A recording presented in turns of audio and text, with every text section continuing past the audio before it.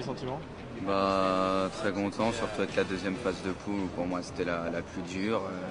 Je savais que si je passais la deuxième phase de poule, après il y avait les possibilités d'aller loin. Voilà, maintenant je suis en finale, donc on va voir. J'avais Droudi, l'autre français, j'avais El Matador, l'allemand, j'avais le brésilien, l'espagnol et le belge. Donc c'était déjà la plus grosse poule, donc 2 sur 6 qui passent. En plus je commence très mal, je perds mon premier match. Et le deuxième match, je gagne d'un but à la fin et il fallait plus que je perde. Et le troisième match, je commence contre l'Allemand, je suis mené 2-0, je joue à 10 dès le début.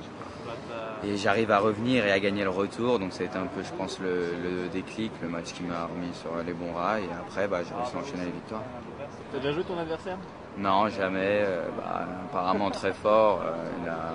Il a battu tout le monde bien sur ce que j'ai vu. Donc très fort, surtout pour sortir El Matador. Il a sorti le chinois aussi.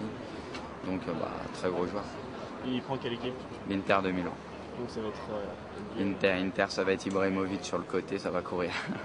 On est peut-être invaincu depuis le début de la compétition, donc voilà quoi. Après c'est en un match, tout peut se passer, donc il part peut-être légèrement favori, vu qu'il, je crois, il a perdu aucun match.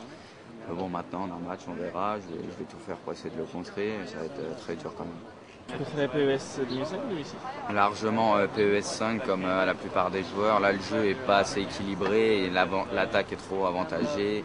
Pour ça qu'on est obligé de se tourner vers l'Inter. Le jeu il est basé sur la puissance des joueurs et comme l'Inter, ils ont les joueurs les plus puissants, on est obligé de prendre cette équipe pratiquement. C'est peut-être en France où PES c'est le plus développé, c'est déjà le bien culturel le plus vendu en France, donc ça explique beaucoup de choses. Tout le monde y a joué pratiquement. On a des tournois tous les week-ends, donc sûr que dans presque les autres pays, quand tous les Allemands viennent à nos tournois en France, parce qu'ils n'ont pas, même les Belges, ils n'ont pas énormément de tournois chez eux. Donc je pense que ça explique beaucoup tout ça.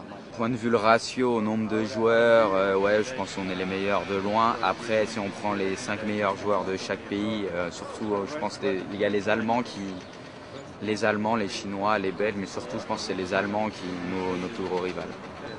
En Chine? Ouais. Ouais. Tu en parlais un peu? Ouais, là-bas, je découvre un peu, donc je suis allé un peu en touriste et j'ai fait 3e à ce tournoi. Là, il y a des chances peut-être que ça se refasse et que j'y retourne cette année, donc je suis content, on essaiera de terminer.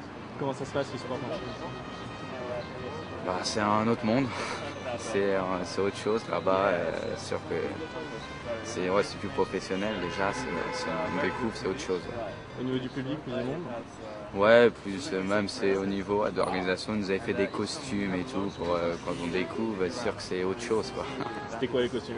Les costumes chinois traditionnels et tout, c'était sympa. T'as joué en costume chinois? Ouais. T'as l'étoffe? Ouais, j'en ai quelques-unes, donc je les passerai.